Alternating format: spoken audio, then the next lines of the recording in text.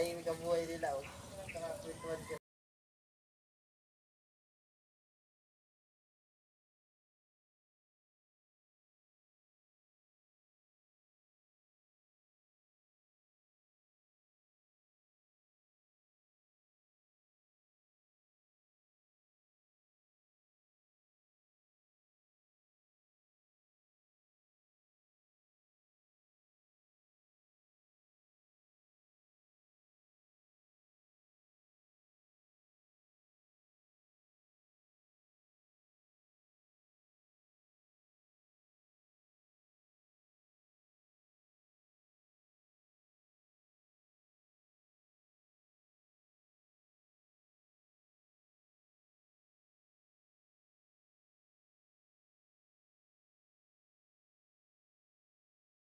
Magandang araw mga construct.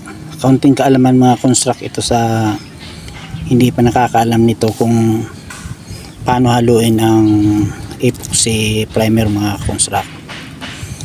Mga construct, makikita ninyo ang laman ng latang ito.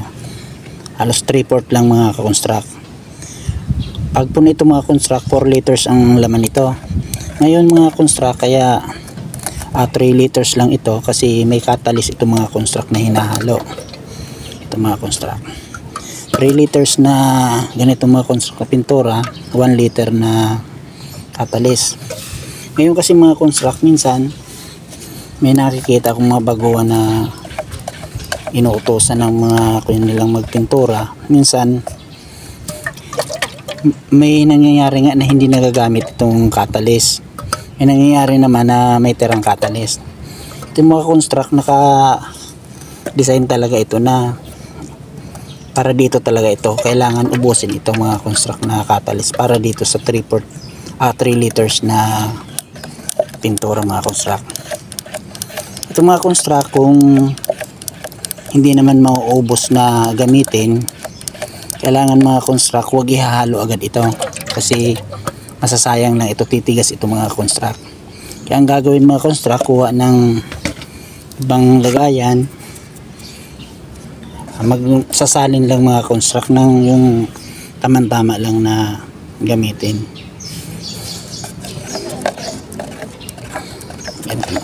Kailangan mga construct haluin ng mabuti. Ito mga construct, para lumambot ito, kung masyadong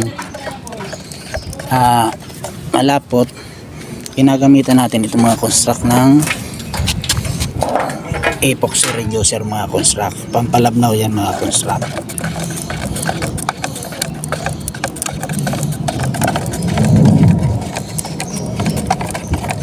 Haluin ng mabuti mga construct, tapos magsasali ng kaunti yung kayang ubusin sa pagpapahiran. Tapos maglalagay din mga construct ng catalyst. Ngayon mga construct, naghalo lang tayo ng kaunti. Maglalagay tayo ng catalyst. Yan mga construct.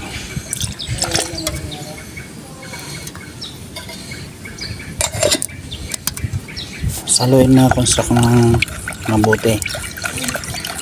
Ito mga construct, kung brush ang gamit natin o kaya roller, okay lang na medyo malapot ito mga construct. Pero pag gagamitan natin mga construct na gamitan natin ng spray, kailangan malabnaw ito mga construct. Maraming epoxy reducer ang ihahalo natin.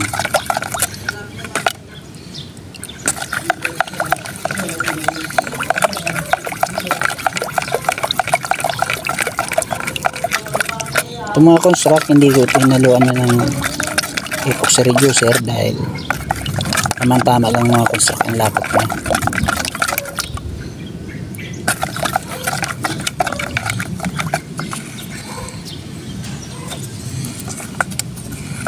Ganito mga construct, ayan, ready to fire na ito mga construct. Mga construct, kung may natutunan kayo sa video ito, kung pakikalilimutan na i-like at subscribe at paki-share na rin po sa iba nating mga kaibigan para yung hindi pa natin kakaalam nito matututo i-click na rin po ang notification bell para updated po kayo sa aking mga video. Mga construct ang video pong ito para sa mga hindi pa marunong ito. Maraming salamat. God bless po.